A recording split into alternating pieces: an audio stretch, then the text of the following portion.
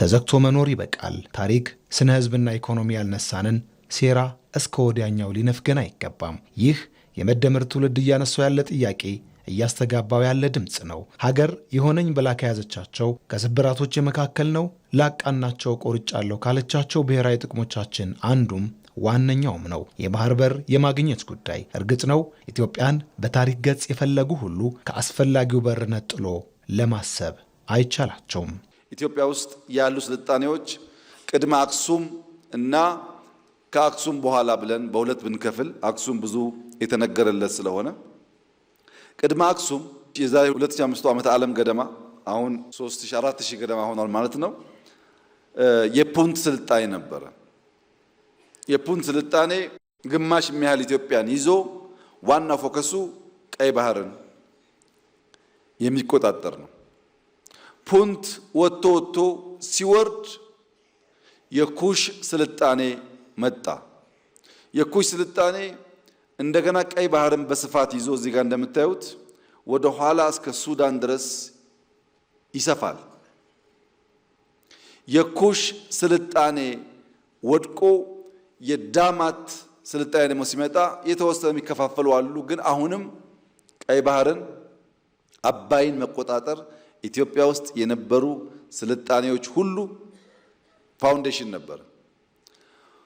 በኋላ የአክሱም ሲመጣ አክሱም ወደ ኋላ ያለውን ቀንሶ ወደ የመን በተወሰነ ደረጃ ወደ ደቡባዊ ሳውዲ፣ ህንድ ድረስ የሚዘረጋ ሰፋ ያለ ኢንፍሉዌንስ ያለው በወቅቱ ከነበሩ 4 ሀያላን መንግስታት እንደ አንድ የሚወሰድ መንግስት ነበር።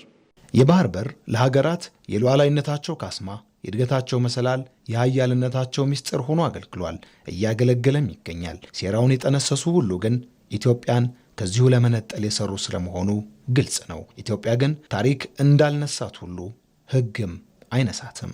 የተባበሩት መንግስታት የባህር በር ስምምነትን አንቀጽ 127ን አንቀጽ 125ን እና አንቀጽ 131 1982 ላይ በእርግጥ ጃማይካ ላይ ተሻሽሎ ዝርዝር ባህር በር የሌላቸው ሀገሮች ወደብ አካባቢ ማስተዳደር እንደሚችሉ፣ መንገድ መስራት እንደሚችሉ፣ ተባብሮ ኢኮኖሚያዊ ገዛ ተደራርጎ መስራት እንደሚችሉ ያ ሁሉ ርቀት ተሄዷል። አሰብን ተብሏል። አሁን ጄኔሬተር ለማስገባት ሲባል አንፈልግም የተባለበትን መንገድ ኢትዮጵያ ያዝ ፈምቶታል።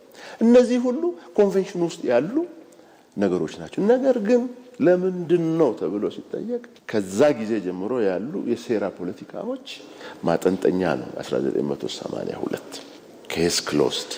አሁን እንደገና የተከፈተው ታሪካዊና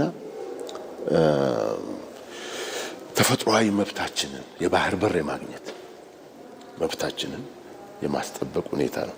ኢትዮጵያ የምትጠይቀው ያልነበራትን አይደለም፣ የማይኖራትንም አይደለም። የታሪካዊ ጠላቶች ሴራና ሸፍጥ የፍትህ ጥያቄን አንብሮ ለምንን አስነሳ እንጂ የጥያቄውን መዳፈን የሚሹ ታሪካዊ ጠላቶችና ተላላኪዎቻቸው ግን ምንጊዜም ከኢትዮጵያ ብሔራዊ ጥቅም እንደተቃረኑ ናቸውና መውተርተራቸው አይቀርም።